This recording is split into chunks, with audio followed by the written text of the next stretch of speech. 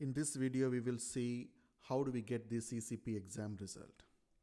To know more information, log on to AICA website and go to Certification and Examination Details, where you can see examination results and surveys. Click it. As you could see, some of the exams where you get the results immediately and some of the exams where we have delayed result, and CCP exam will have delayed result. What that means is, after you finish the computer-based exam, even though it's a multiple choice exam, you will not get the result immediately. You need to wait approximately 14 days after completing your CBT exam. This is because they have to evaluate and grade your technical paper as well.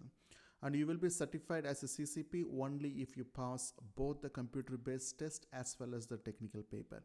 If you fail in any one of them, you have to redo the failed part. Okay, so there could be different scenarios here. I'm going to explain what could be the different scenario in which you will be receiving the results. All right, so if you could see here, to pass the computer-based test, you need to score 70%.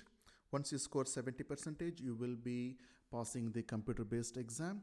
70% is the overall score.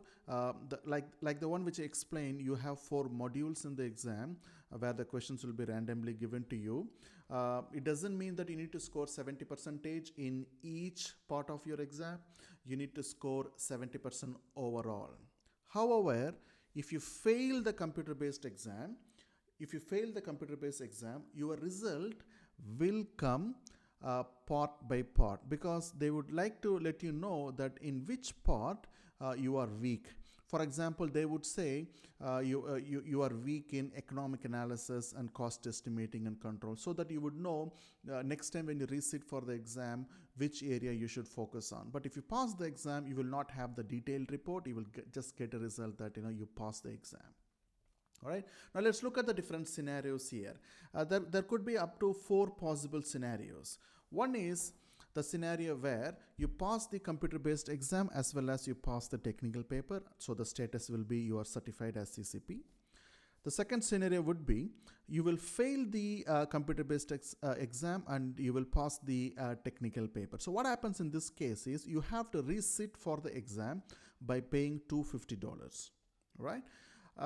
So when you fail the computer-based exam, they will, as I told you, tell you in which module you failed drastically, so that you know you need to focus on those modules, right? And you have to pay the fee again because there is a third-party testing center involved here, so you have to pay $250. The third scenario is you will pass the exam, the computer-based test, and you don't pass the technical paper, you fail the technical paper. So what happens in this scenario is you have to resubmit the paper.